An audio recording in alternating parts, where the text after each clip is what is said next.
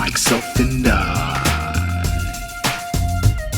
It's me, myself, and I. Me, myself, and I. It's me, myself, and I.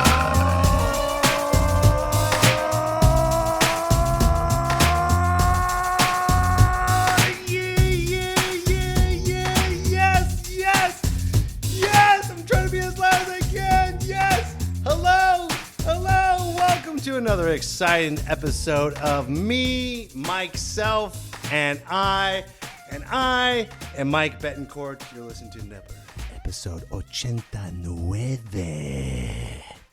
That's 89. Ochenta, Nueve.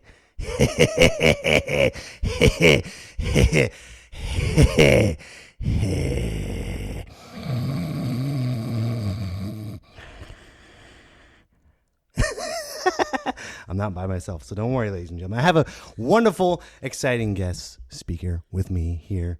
She's an amazing human being, big-time supporter of Me, Myself, and I show.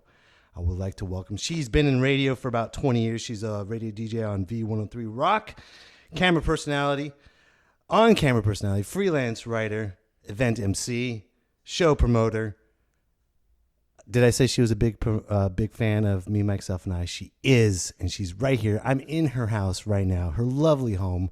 She's allowing me to be as loud as I can. And all the neighbors are like, don't ever have Me, Myself, and I here again. But we go against the grain of that. I would love to welcome all Emma Mikers. Please listen right now to our wonderful guest, Miss Myki Angeline.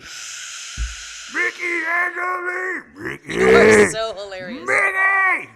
Thank you for that wonderful introduction, by the way. That was very kind. When you listen to what you've done from other people, it gives it a different perspective. Okay. Than when it's you having to list your own resume. When others list it, you feel like, okay, I think I'm almost a big deal. You are a big deal. So thank you for that. Thank you so much. Thanks for being on the show, and thank you for listening and being part of Me, Myself, and I. You're a longtime listener, and we really appreciate it that you support this podcast. Oh, heck yeah. I'm a longtime fan of you as a human being. So anything you do, I am a fan of. I follow your Insta stories when you're doing your on-location stuff, when you're doing your movies. And right now you've got those funny clips that you've been, the remakes of the movies. Oh, the mic impressions. Yes, the mic impressions. You're good. Oh, thank you. You are so believable. Well, I didn't want to do, like, how you see people on YouTube, they go, oh, here's my impression, and they just do like little clips of them, and they kind of sound like them. But in order for me to do an impression, I got to give back and actually study what they were talking about in that scene and work on acting. You reenact it, not just your acting, but how you look, the backdrop. It's almost like watching the movie refilmed, but with you in that role. It's amazing. You got to make it fun. Yeah. That's the whole purpose. That's how I roll. That's how you roll. That's right? how I roll. So thank you again for having me on your show. I'm really excited about this. It's been a pleasure. It's awesome. And that's the end of our show. Really quick TikTok video just for you. That's it. TikTok, TikTok, TikTok, TikTok. So you've been in radio for 20 years? No. Okay, I'm sorry. So I have been doing things for that long. Radio, I was only in for 2.5 years. Okay. Yeah. How'd you like that? I loved it, actually. It was the station V103 Rock, an internet station out of Sacramento, and they focused on hard rock and metal. Okay. And I was friends with a couple of the people that were running it, and then they talked about, and then I was a guest host, like I was the token lesbian on, they had a morning show called. The token lesbian. I was. They had Give a it morning. up to TL. They had a morning show called The Morning Dump, which was awesome, with the late great Mark Gilmore, because he passed away last year, yeah. And he came from 98 Rock and then was doing his morning show on this. And so I was the token lesbian, and then I hear through the grapevine that they were looking for a show to showcase the lighter side of rock. Okay. Acoustic, singer-songwriter. I raised my hand so high. I said, I would love to do it. Never having experienced a day in my life, but I'm like, I can fake this until I make this. And it became one of the best shows. Are you serious? Yeah. You do a really good job at it. Thank you. That's awesome. It was fun. And the cool thing with internet radio is there were no, we didn't have rules to go by, so we could say whatever we wanted. The segments could go as long as they needed to. The music didn't have to be edited. They could leave all if they had cuss words, whatever. And so we also integrated a chat room, because this was in 2012. Okay. So we would integrate a chat room that you can come in and chat with the DJ, and we also had what I called stalker cam. No sound, but visual, so you can see the antics we would do. We would have people on the show, and we would do like Dance Thursdays, and we would just blast some 80s ridiculous dance song, and we're dancing in the studio, and it was a lot of fun. That's awesome. It was a great experience too. So what happened? I just moved on from it. Okay. I graduated to doing video, Okay. visual. I worked with ESM7, and we were doing interviews with people at concerts, like concerts in the park, Aftershock Festival when it came into town. That I sort saw of thing. a lot of clips of you doing. Yeah, You're and very so, good at what you do. Thank you. Yeah. You know, I wanted to add to my repertoire, and then from there is where I ended up working with the Women's International Music Network, because somehow I got on their radar from going to the NAMM convention. See, that's how you never know when you're building your resume where it'll take you. Right. So I go from just loving radio to doing a radio show, then I'm doing video interviewing, and other stuff in between. I ended up going to the NAMM convention through friends that are going, and secure my first professional interviews, which scared the crap out of me. I'm sure you were scared shitless. How could you not? Well, you know, Monster Cable, I interviewed the founder of that. I interviewed Audix Microphones, Godin Guitars, and then from there, I was on the radar of Laura B. Whitmore, the founder of the Women's International Music Network, and she asked me to come and host their red carpet interviews for the She Rocks Awards 2 years in a row, and then from there they offered me a paid gig. Wow. So what made you decide to get into radio and this type of industry? Because number one, I've always loved music. I love film, but something about music, we all think about this. We all have like a soundtrack of our lives, right? Right. There will be a song that triggers a memory. Whether it's the first time we played a sport, our first love, a family reunion, a heartbreak, anything. I've always loved music. And the thought of being able to talk and share with an audience and play whatever I wanted and discover music through doing that. I discovered a large part of the Sacramento music scene from doing that, because I was traveling to shows. I would go to local shows probably 10 times a month. Wow. Because I had to gather my own music. Uh-huh. And so, from there, there's something thrilling about live radio and just shooting. I didn't think I would be as good at it as apparently I am, because I was nervous, obviously, the first few shows, because you just never know how you're going to come across. Are people going to listen? Is your content worthy? Right. The whole 9 yards. But it just, in the end, the family there was really good. The V103 family, we would have a lot of fun on and off the mic, and I don't know, just... Do you play any instruments? Oh, gosh. Okay, so...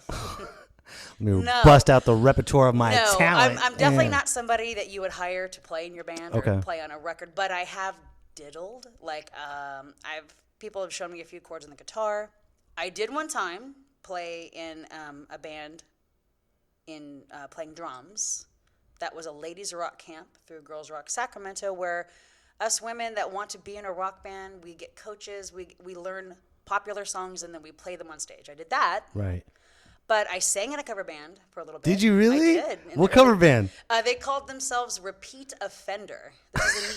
This was in 2004. That's awesome. And this was the best part. How they found me was one of the guys that are in the band is a friend of mine, and brought his friend in the band to come see me sing karaoke at Faces nightclub. Oh, that's awesome. Like, we have to have her, because they needed a woman in the band to cover some songs that had female fronted. Right. I did a lot of No Doubt songs. I did Bangles, No Okay. Doubt, right? And so they came to Faces to hear me sing. Oh, that's awesome. And that's how I got the gig. So you can belt it pretty loud. Huh? Okay, here we go. We're going to go so deep into this. Yes, until Okay. playing flag football with a bunch of lesbians. This was 2000. It's like an orgy. God, it was 2008. Flag football, I say this because you don't tackle in flag football or touch hard, but apparently we do. And I took an elbow straight to the throat. Oh, shit. It fortunately didn't wreck my vocals, but it bruised it pretty bad. I couldn't talk for 2 weeks. Oh, my God. I couldn't sing for 7 months. It was the most horrific moment in my life, because I actually had a pretty good range. I had a falsetto. Wow. The good news is I still can sing if I really worked on it. I've taken lessons before. I can stretch those vocals back out. So if I want to, I can. But back in the day, yeah, I thought I was a pretty decent singer. I mean, enough Nice. to be in a cover band. I can fake sing. Can you really? I can fake sing. Liar. What is fake sing? Fake sing is like you sound like you're good, but you're not. I know, but how do you do that? I know you're an actor, but how do you fake singing? Here we go again on my own. See, that's fake singing. Kind of sounds like I'm belting it. Gotcha. Okay. Yeah. I was going for that song. That was pretty good, actually. I'll try some. A little White Snake. Yeah. I could do Poison, kind of. Every rose has its thorn. Bret Michaels. Every night has its dawn. Unfortunately, you're picking songs that really aren't that hard to sing, so that's smart. That's my range. That's the or range. Godsmack. Oh, you God. can do. I'm doing the best I ever can. I'm doing the best I can. I'm doing the best I ever did. Go away. See? So basically, you just do the comedy version of these songs. Right, but I can't see. But if I'm serious, everybody's like, "Oh, this is hilarious." Why don't you just go in fake That's true. singing? There you go. Because I can't. I would love to sing, but I can't. You can't hold a note. Actually, the only time I can really sing is my only go-to karaoke song is Def Leppard. Oh, wait, which one? What do you think? Guess. Pour Some Sugar on Me. Yes. Okay. Step I've done that one too. inside. Let's do it. Ready? 1, 2, 3. Step inside. Walk this way. You and me, babe. Hey! Are we going to do the whole song? Why not? We got 30 minutes.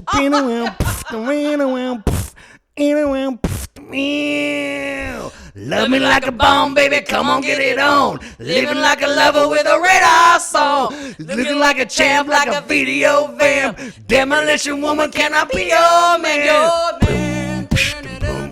Hey! Boom, boom, boom, Can't do this whole song. Yes, we can. We got 30 minutes. Boom, boom, boom. Razzing and a dazzling and a flashing little light. Television lover, baby, go all night. Sometime, anytime, sugar me sweet. Little Miss Innocent, sugar me. Yeah! Yeah!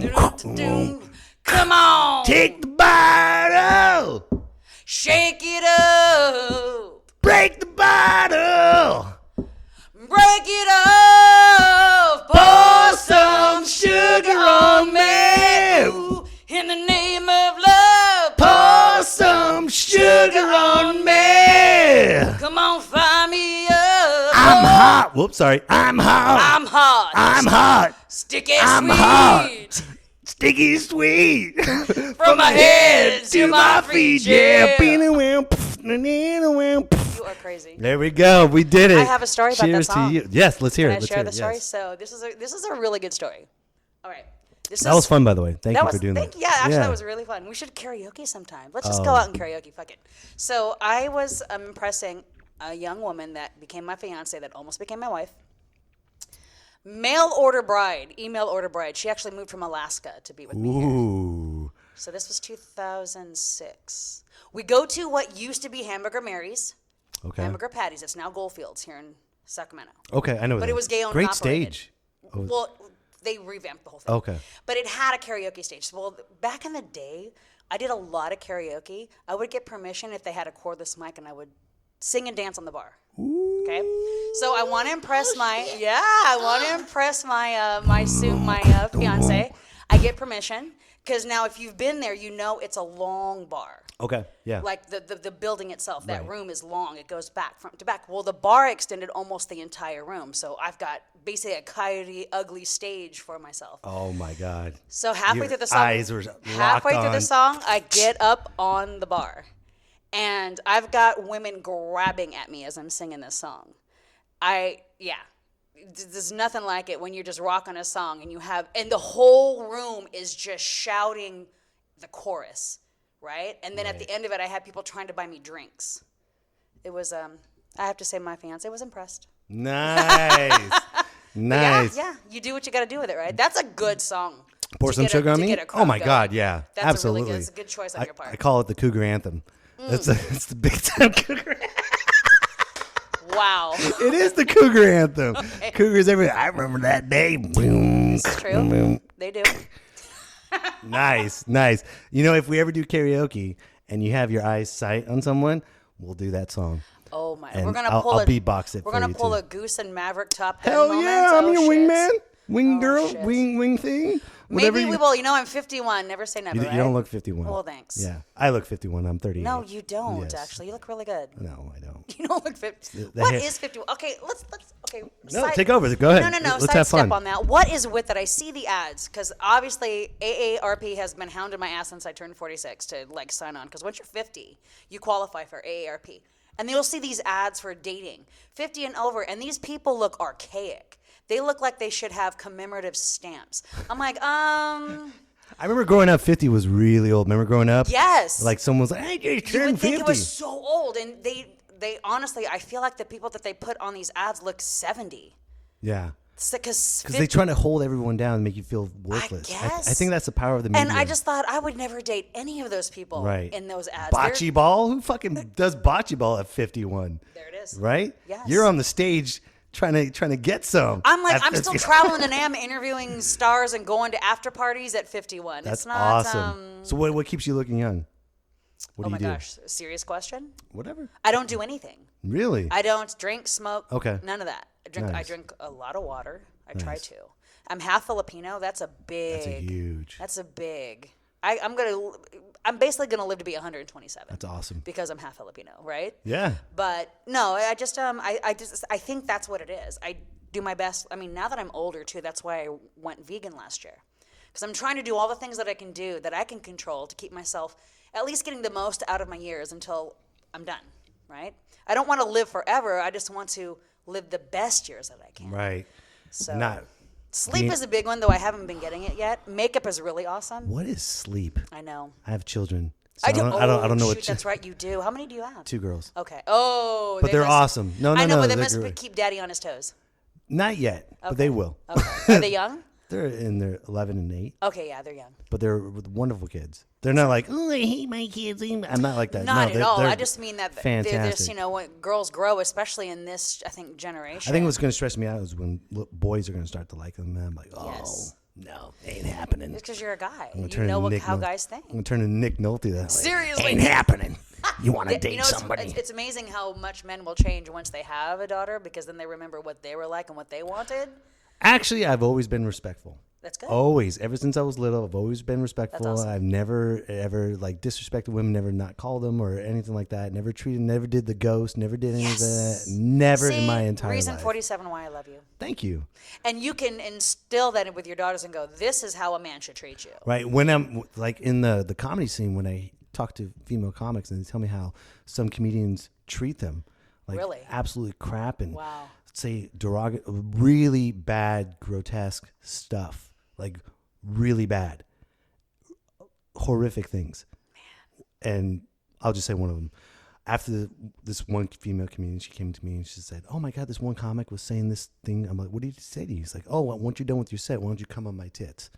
Just like, hi, nice to meet you. Let me say this to you. Wow. And I'm blown away. I'm like, I've never, ever, even dirty talk. I don't like, oh, I'm going to come on your tits. I don't say that. I've never said that. Oh my gosh. Never in my life. Never. And you're a traveling comedian. You travel a bit to do some of Right. your shows, don't you? So, I mean, and as a male comedian, I'm sure you probably, I mean, guys in general, when they get into fields of work where they do travel or money's thrown at them, you hear the horror stories. And it's good to know that you're not one of them. I mean, another person I listen to, if I can, Yeah. Margaret Cho has a podcast as well. Okay. She interviewed Kathy Griffin, and they both were saying how on the road, male comedians were famous for having someone, a spotter, I think they called them, where they picked someone out in the crowd that they would go and bang after a show. They call them chuckle fuckers. Well, that's not the word they use, but Really? that's a good one. I like that one too. That's an old even saying. though I hate what they do. But Right. but that's synonymous, I think, with any men, even in the music industry and film. Whereas for them, they said for women, all we think about is getting in our PJs and eating a pizza or a burger and going to sleep after a show. Right. But guys, apparently, there are not all, but there are guys. And have you ever been on a show with other comedians where somebody did that? First of all, I've never done that. Never like, oh, I'm gonna get you. And I after don't the get you show. that you ever would. You and me, baby. I look at her, I go, boom, boom, boom, boom, boom. No, I've never done that. I've seen, this is what I've seen. I'm not gonna say any names, but I've seen a comic who had a family, and I was his feature act, And he's like, oh, this is my family. And I went to his house to pick him up, and he's introduced me to his wife and beautiful family, kids. Nice. Walked into his house and everything like that, and clean house, great family. And they're like, oh, we heard so much about you, Mike, and can't wait for you to be on the road with this headlining comic. And as soon as he walked out of the door, just like that. What? Yep. I mean, we stopped by casinos, and he had picked up drugs, and he picked up women, and That's the average, unfortunately. Did everything under the sun, and then came back home like, hey, family, I was like, I've never worked with him again because I didn't want to. Yeah. But that's 80s. That's in the 80s. Yeah, that is actually in the 80s. That's 80s mentality. Yeah. Getting all dirty and stuff. Yeah, but they prove it. Look at the Weinstein thing. It's still. I don't understand why though. I said, I've never had that cross my mind. I think if you want to hook up with a woman, you be charming. You be funny. Be funny as hell. Be charming as hell. And that right there, that's like for guys that do that. That's like a game. Like if we can get this woman, we can make her laugh and make her be funny and be charming and be suave. I think they just use their celebrity because as a comedian, you have a certain level of celebrity. That's just what's the word I'm looking for? Celebrity. That's just honestly though. That's just to break the ground. That's just the icebreaker.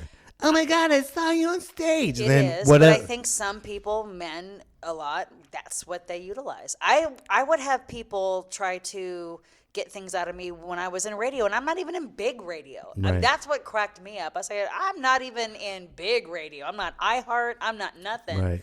It doesn't matter. When someone sees you in that light. Right. Although, hold on, I'll take it back. Okay. I did one when I had my wife when she was when I saw her.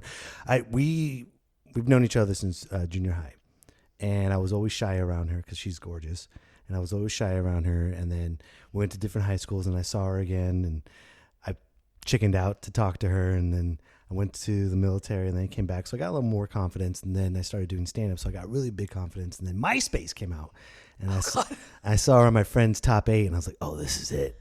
And I said, all right.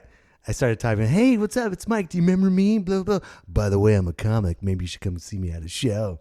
But that's how far I went. Wow. But then, if I'd sucked, she wouldn't talk to me. This is true. So, but I've never went like, oh, did you see me on stage? I've seen some guys do this after shows. So what'd you think about me on stage? Oh my God, you sound funny. What else did you like? You like me on stage? No. It just, yeah. You got to be suave. Maybe that's the thing is they don't have game and that's their only play. That's the only game, yeah. When they just hit on women that's like on their stage, only play. Yeah. Right? That's their only play. Come back and next week when you see me on stage, when everyone's adoring me. But you know what? When you do stand up just for the women or just to hook up, then your comedy falls apart. It becomes nasty. It becomes stale. It doesn't, and you can tell, you can see through people when doesn't, you're doing that. Exactly, and it doesn't grow. And you know what? I pray to the comedy gods all the time. Do you believe in like radio gods and comedy gods? Have you heard of that? No. Okay. But I'm feeling what you're putting It's a out spiritual there. thing. Yeah. It's a very spiritual thing because It's like, to me, it's just the universe, but I see what you're saying. Right. It's a spiritual thing. It's a gift that's given to us, and we got to give back, and we got to pray, and we got to be a part of the spirituality that is the instrument of the comedy gods. Oh, yeah. Like some comics, they go, well, you know what? I haven't bombed recently. All of a sudden, guess what happens? They bomb. Or if you're rude to a younger comic, just because you've been doing this longer, guess what happens? That younger comic gets the set of the night, and you bomb. Oh, snap. Yes. Oh, So okay. That's like comedy god karma. Right. So you have to keep that onstage persona. I believe in stuff like that. So you have to keep that onstage persona pure. Yeah. In order for you to become funnier. Makes sense. Yeah. That's all. It's like Santa sees you when you're sleeping. I'll see you when you're sleeping. So what do you like about radio versus camera, video? That is a really good question. I feel as Thank though... you. I wrote it down. You like that? I did. I feel as though radio is definitely more personable. Just like podcasting, an audio podcast. You feel like they're talking to just you. That's part of what, when I started doing radio and I did my own research. I talked to a lot of people. I would listen to other popular morning shows just to kind of and shows just to get a feel of their flow and their rhythm. And the things that stood out to me, one of them was I felt like they were just talking to me. So regardless if you have 1 million listeners or 5 listeners, you make that listener feel like they're talking to you, and that's the intimacy with radio. You know, with video, and even with video, it's when you're interviewing people, it's just to get that visual because people like to see who you're talking to, especially if they're famous. Right. That helps because it's all about algorithms, marketing, right, branding. It sort of takes away from that. I think it becomes an all-encompassing marketing tool when you're doing video. It's an essential thing. It just is, to me, it's not as personable as just hearing somebody. Because you leave a lot to the imagination. You really do. Yeah. It's the storytelling. It comes right back to why, to me, music is so important. Something about when you hear something, you know, the flow of the person's voice, the sincerity in their voice, the comic in their voice. When you can focus just on that sense is heightened above everything else. The imagination takes over, and you just build your own personal love for it. So when we sang "Pour Some Sugar on Me," oh God, the MM Micers can picture both of us on a stage. They could right now. Yeah, there you go. That's all I wanted to say. See, with the lights and a band behind us, they're just imagining it. They're like, "Oh my God, these people are amazing!" Mm-hmm. There you go. That's awesome. Mm-hmm. So you think about getting back into radio or getting back into your podcast? Because you had a podcast. I had a podcast there, and I had to take a break. Life just sidestepped the frick out of me. You can say fuck. It's fine. I know, but I just man, I'm struggling. I'm finally feeling normal again and actually caring again. There was a minute there when I didn't care about anything, but and I want to get that back because and podcasting was a different beast that I had to learn, the difference between live versus recording, you know, and because with live, you're always talking about whatever's happening then, and that's the research in it, that's the journalism in it, where you're researching what's happening now, and then the next show, what's happening now. Whereas podcasting, the goal to it is, can it stand the test of time if I listen to it today or 10 years from now? Right? Mm-hmm. And so learning to make something timeless was an art I had to figure out, I think, 4 episodes in. But I do miss it. I do miss being able to talk about things that I care about, that crack me up, and involving people like you and I talking here. Mm-hmm. There's something magical about that human connection. Again, people are feeling that you're me, myself, and I... what do you call them? MM Micers? Yes. Yes, MM Micers. They're feeling that connection between you and I talking right now. Right. And they're going to relate it to wanting to have that connection with someone, or maybe it'll remind them of a connection they've had with someone prior to listening to this show or any show you do. Right. And I miss that because social media has really, if you're not careful, you get sucked down that rabbit hole, which I have. Oh, it's so easy to. You get so I know so much disconnected from real human interaction. Yeah. You just do because it's and you're so inundated. Like it doesn't stop rolling. It just doesn't stop feeding into your psyche. And you've got to kind of step away from it and think for yourself for a moment. And I do miss that interaction. And I go back and listen to my older episodes. You were on a couple of them. Yeah, we had fun. Oh yeah, and you listen to those key moments where like, oh my God, that was so good, or that was so funny, or that was so touching, and that made me cry. And I want to do that again. I want to bring that to the people again. Right. We all love it. I love listening to other people podcast yours. I want to be part of that entity that brings that to people. And you have a lot to share, and you have a lot more to talk about because you can't do this on TikTok. You can't do this on Instagram. You can't do this on because Facebook is all about political. I wouldn't even banter. know. Is it? Because I deleted mine 2 months ago. As soon as you go on, Trump this, Trump that, Trump. Is it really still? All the time. Still? That's part of why I got rid of mine. Mean old Donald Trump and blah, blah, blah. And I'm a political atheist, so I don't believe either side. Gotcha. Yeah. But in TikTok, you have 5 seconds to entertain somebody? Yeah, TikTok took over where Vine left. Right. So the Vine were the 8-second videos, and then that company closed, and TikTok took it over. Right. Yeah, it's like 5-6 seconds. But this right here, this is where you shine. This is where you need to come back. Thank you. Yeah, you definitely do. And hopefully, too, what also warms my heart is the youth that are into podcasting. Right. I was on a show with Sack Vibes, I think a month or 2 ago, and they're young cats. And they love doing a podcast, and you hear, and I've since researched, because I've finally jumped on the Spotify wagon, and so You do a great job marketing it, by the way. Oh, thank you. Yeah. So my long commutes, I love being able to do the Spotify podcasts, and there are young people that are into it, which warms my heart because that means they have an attention span and they care. Yes. Oh my gosh. Thank God. Thank you, young people, for having an attention span. Is it Generation Z, I think?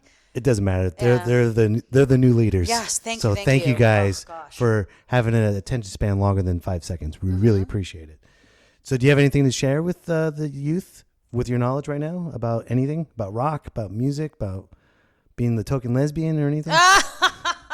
Oh, you mean like the funny lesbian sex story I said I was going to share? Sure. No, for the youth, I just think thank you to them. They've been inspiring me because especially for women, young women, it's been, we're fighting so hard to have our voices taken seriously and even heard. You know this as a male in the industry, And I think it's great that women are going toe to toe with guys. Yeah, and I think it's fantastic. A lot of young women now, it's the dynamic has changed. They're not seeing the need to be in relationships. They're seeing a need to develop themselves as a human being first, and whatever that means to them. And then should a relationship come along, at least they know they're going to attract somebody who is meant for them and they're meant for that person. It's no longer that lifestyle of having to find, at least in the hetero world, having to find a husband, have kids, and that's your identity. For the longest time, women were just trained to be married, and they were part of the man, and that was their identity, or being a mother. And I did it. I mean, before I came out, I was married to a man, had a child, the natural. I didn't buy her, didn't order on Amazon. I actually birthed her. I've got the scars to prove it. And, and I love that. I mean, I love my daughter. I'm still have a really great relationship with the ex because we raised our daughter together. I don't regret that, but I know a lot of the reason I pushed towards that was because my family instilled within me that I needed to do that. And that's the Filipino side talking. Right. Especially being a tomboy, I was told, you're never going to get a man if you keep acting like that. Never realizing I wanted to be the husband all along. I didn't know. So that was like a subliminal message. Yes, you're never going to get a man because... Yes. And so nowadays, young people, they're realizing their voice matters and they're being heard. And I think that's the plus side. That's the positive side to social media, right? The Emma Gonzalez's and the Greta Thunbergs. They're using the platform to be heard across the world. And you can't deny what they have to offer. You can't lie about it. You can't put a twist on it. It's right there. We have live video. Yeah. We have, you can't deny what they have to bring to the table. And that's, some men in power are kind of scared of that. Why, though? Because they've been in charge for so long. That's the reason why? It's exactly it. Huh. I know you're a political atheist, but you can't deny how this country was founded. No, I get that. So, but those people, the good thing is those people are slowly dying. That's the plus. So many of these young people have been pre-registered to vote because they want to see a change in their own country, their own world. They just do. I mean, and I'm not even being political. I just mean they're realizing their voice matters. I think that's the reason, too, is why I like to see this women movement. Because don't you want someone by your side working as strong as you? Yeah. Instead of you picking up the whole slack and they just sit there and filing their nails or anything? Exactly. Why would you want that? Oh, honey, just sit over there and don't do a power shit. Trip. Oh, I don't like that. Fucking get up and you got arms and legs. Amazing man. Men like you. You've got arms and legs. Do something. Are great examples to other men who need to follow suit. Right. Honestly, because the whole, we talk about the Me Too and the Time's Up, and as important as that is, it's not going to get anywhere if men don't shout from the rooftops if that's important. Right. We as women will shout all we want because we know we need that. Right. But until men like you go, they're right. You really need to. Well, my sister. You're raising daughters. You've got a wonderful wife. You get it. My sister puts women back 50 years, though. Stop. She does. Stop. Swear to God. Where are you going with this? No, I'm dead serious. Where are you going with this? Barefoot and pregnant in the kitchen? Yes, what? yes. One time when I was taking her to Walmart, she's like, "Are you going to drop me in front?" I was like, "Why? Let's just park and go." She's like, "No, you're supposed to drop me off in front, and then you go to park over there and then walk me." I was like, "You need a man or something." I'm like, she's that type of person. Like, "Oh, I need help with this." She wants to be. Wait, is she in a relationship? No. Okay. She wants to be that damsel in distress every single. She's not going to listen to this because she blocked me on Facebook, so it doesn't matter. But, I'm just curious.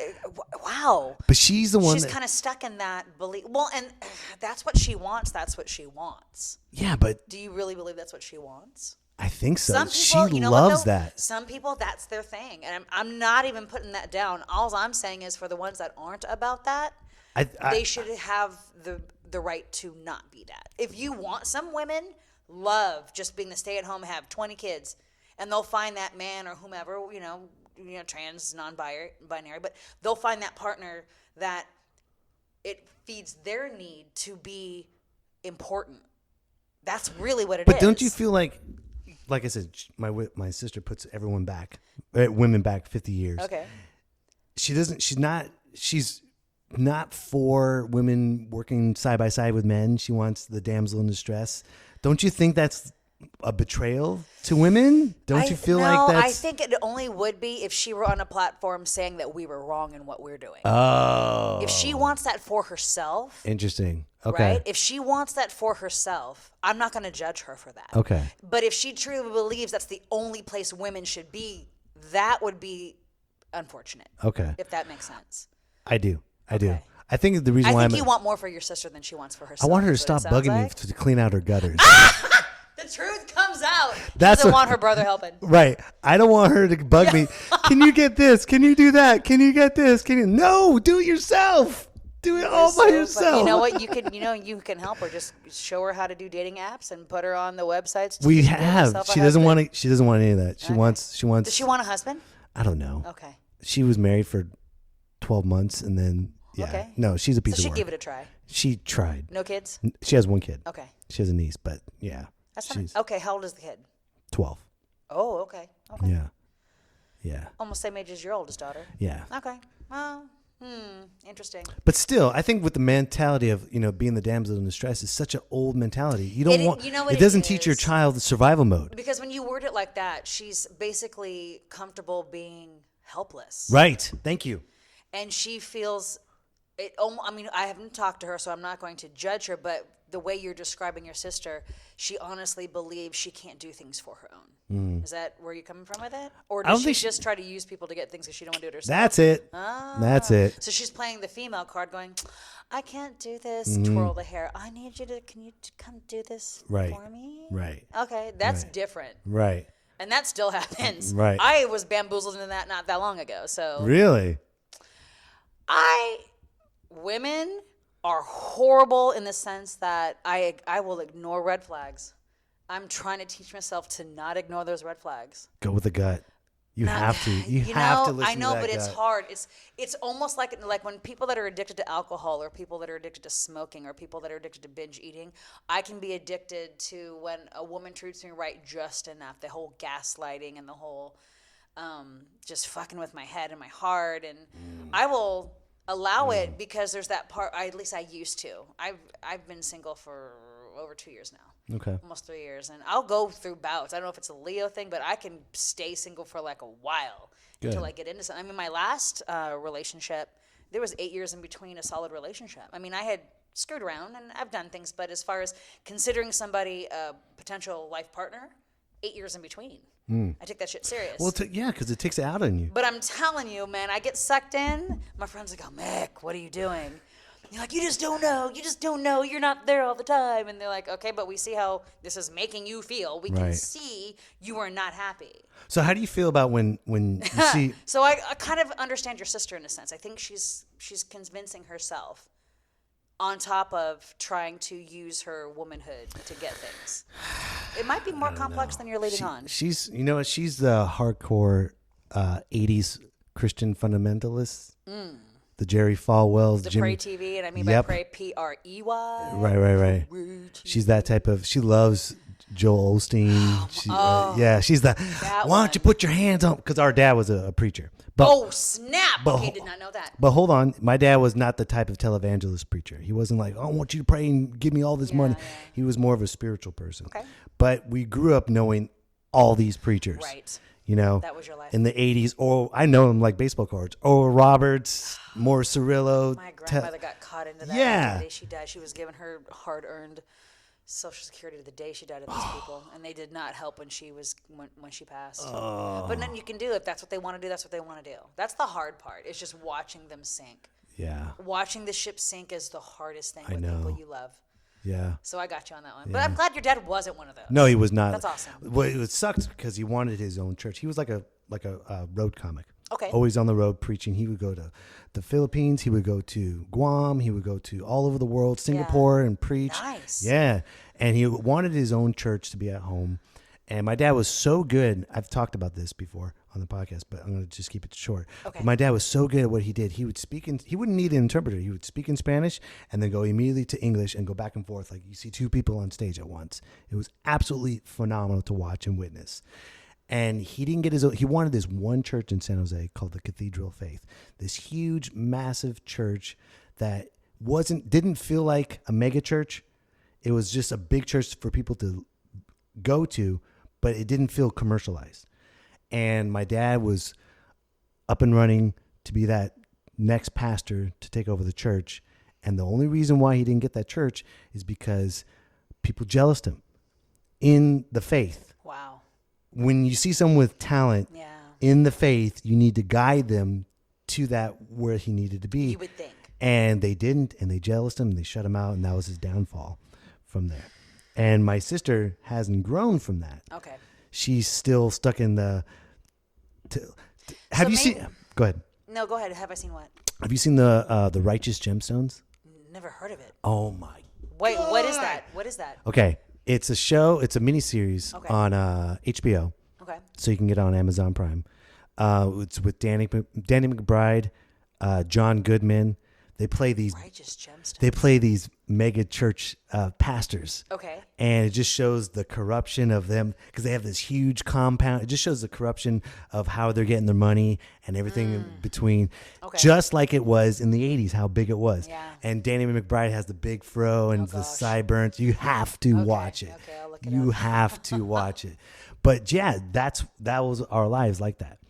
And we hung around with those two people. And thank God for my mom, because she didn't want us to be one of those preacher kids, the one that gets away with everything and, oh, it's okay, we're preacher kids, we can do whatever we want. She made sure.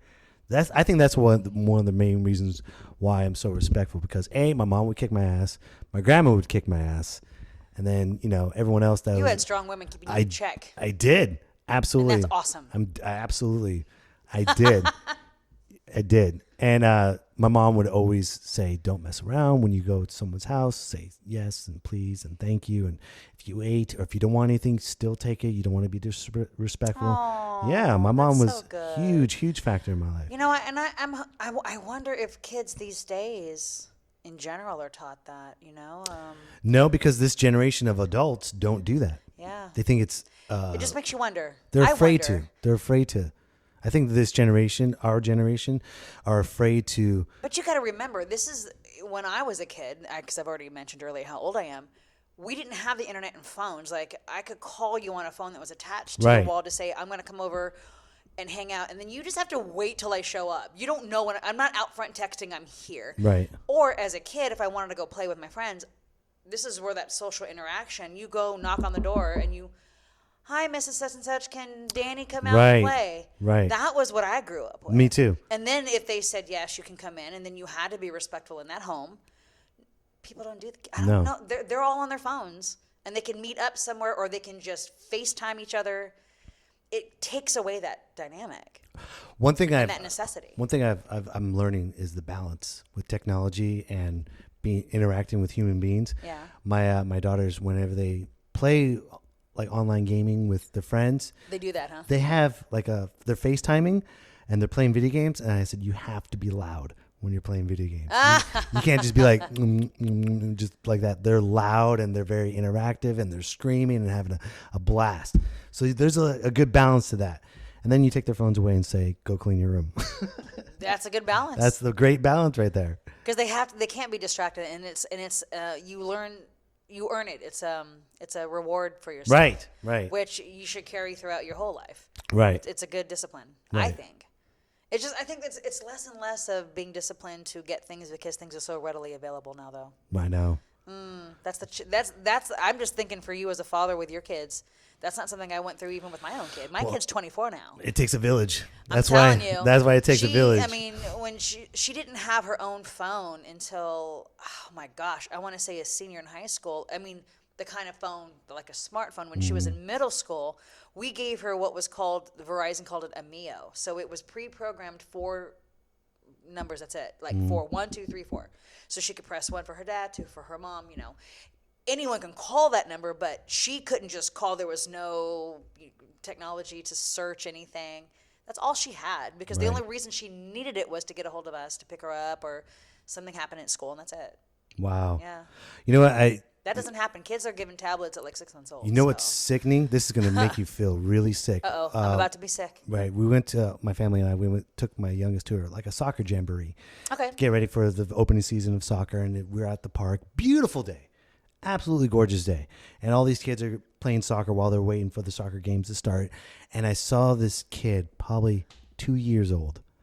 This little kid was sitting by the tree. This tree was just shading this kid. Birds chirping, squirrels going around, and this kid, 2 years old, was just looking at the screen like this, in this stalemate visions, like almost practically drooling, hunched over. And I was like, what the Missing fuck? out on the world Missing around out him. on a tree that's shading you, missing out on He's birds. not taught that that's an awesome thing. No, it's taught to be babysit. Yeah. Isn't that disgusting? It's scary. Yeah. Actually, it's scary. And at 2 years old, you're still developing. You're still developing an imagination. You have that right there, just numbing you. Fortunately, there are not a lot of kids have that. I mean, I have friends with young ones, and they're very adamant about hands-on toys that make them think and work, and being social and going out and being outdoorsy. Mm-hmm. So then there's a balance. Right. But a soccer thing, really? Yeah. Clearly you brought him because you didn't have a babysitter. Right. But you don't want to take the effort to teach him to be involved? Or just go like this. Hey, kid, look at the tree. Seriously, I mean, even have him look at the tree. Even if the kid's going to cry about it, that's where you teach them. Right. That's part of it. It's okay. Right. Don't feel embarrassed if your kid's crying in public. I had kids cry in public all the time. I'll catch them. They'll catch my eye when they're. This is what I usually do. I try to help out a parent, and they don't realize I'm helping them. But let's say the kid's like throwing a fit. They'll look at me and I go, just give a hey, kind of a smile, and then they realize attention's on them. But I don't make them feel bad, and they'll stop like mid-cry. And sometimes that works, and sometimes they just go back to it. But it just make them aware. Hey, you're not. This is not your world right now. Right. Other things are going on around you. Listen to your mom. Listen to your dad. Whatever. Oh, I hate that. I hate when kids disrespect their parents. I cannot stand that. Yeah, but who's allowing that? The parents. Yeah. You're right. But still, I know. It takes a village. It does. Sometimes these people, you don't know what they're going through at their lives. So when they're out in public and you see a kid just being disrespectful and the parents are just. This is true. They could be a split home, and maybe the dad or the mom, the one side, the other one's allowing them to get away with shit. And they so need whenever help. they get them, it's just, that's true. Which is another reason why I'll make that little contact, like that eye, like, hey, this isn't your circus. Right. There's other people paying attention. Hold it down. Hold it down. I'm siding with your mom or your dad over here. You're siding with the mom. Wink, wink. Cougar, yeah. No. Man, I can't say that because I'm a puma now. No, wait. Is it puma? Sabertooth. No, you're not Sabertooth. 50s. That's not Sabertooth. Yeah, it is. I thought it was 70s Sabertooth. No? What's Cougar's 40s. Really? Puma's 30s. 30s Puma, 40s 40s is Cougars. 50s is Sabertooth. What's after Sabertooth? You shouldn't be doing anything after Sabertooth. I'm so kidding. I don't know. Yeah. Helen Mirren, I'm she telling still has this it. This is the newer generation. I have to look that up because what I'm using were terms that were used 20 years ago. Okay. So now 70 is the new 50.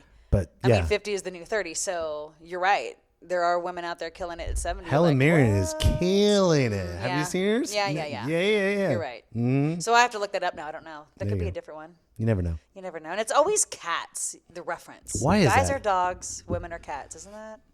Feline, because look at the name feline is very feminine. Right. I have looked at my own shit and almost hated it. So. You are weird. I'm a dog. Oh my gosh. Okay, so real quick, lesbian story. Okay, go for Won't mention the name. Back Right. when I was having a lot of sex. Something you should never do that I did by accident, wasn't where I was doing it. Because the L Word, which I loved the original show on Showtime 15 years ago, they've just rebooted it. And they have like 3 of the OGs on there with the newer cast. It's really cool. But sex between 2 women, and a lot of it is when you're like doing the oral thing, especially using your hands in oral. I was with a woman and I wasn't paying attention. You just get hit the moment, and I forgot that I had applied Icy Hot. Oh my God. To myself earlier because I was also very much into sports didn't properly wash my hands. Oh, Lord. Yeah, we were doing the thing. It was done. And that stuff takes a minute to really do its thing. It's not an instant feel. And I was up inside her. And then maybe minutes later, because she was burning inside. You were like, damn, I'm killing it. Oh, she's like, it's hot. It's cold. It's cold. Hot. It's cold. Yes. I felt so bad because there's nothing you can do with that. There's nothing you can do about that. What a story. Other than it just has to wear out. You can't rinse it out. You can't nothing. Oh. So those listening, please make sure you wash your hands completely. You don't have anything residue on that before you enter a woman. That's the word of advice. That's the lesbian advice for today. That's it. Lesbo adviso. Myki, thank you so much. Folks, I want to say thank you, Myki, for being a huge supporter of me, myself, and I. We really appreciate it. The listeners love it because you promote the show. You help me out as much as you can. We were very thankful to have you on this show. Awesome, and I say we because it's us. It's us. You, me, myself, and I. Oh, yeah. And do you have anything to plug? You know what? Yes. I don't have anything personally, but if you would please follow the Women's International Music Network, I would love you forever for it. That's I'll put that on my podcast. THEWIMN.com and Girls Rock Sacramento. Girls Rock Sacramento. I will put all that on the description. So, ladies and gentlemen, please follow her. Also, don't forget to subscribe to this podcast. Yes. Okay. Please subscribe. Tell your friends about this. We're gonna have. I can't keep doing this without subscribers and listeners. And this has been a very fast, almost 1 hour episode. Oh shit! And it's been awesome. And I can't thank her enough. Thank you so much. Also, don't forget Sunday, December 22nd. I'll be at Sacramento Punchline. I'll be there. Get your tickets. Come out. Say hi. Support. Have a good time. And normally I have a sign-off, the salsa sign-off. I'm sure if you listen to it. Oh, yes, you do. But, I don't know. I'm thinking of something different. Uh-oh. I'm thinking of something. Instead of like, salsa, instead of closing that out, I think we should do something different. Uh-oh. I think we should do, step inside, walk this way, you and me, babe. Hey!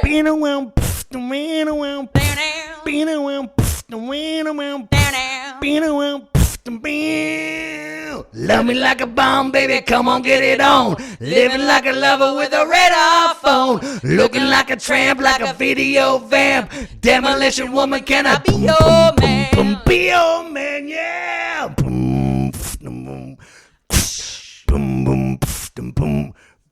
Razzle little, dazzle little, fashion little light.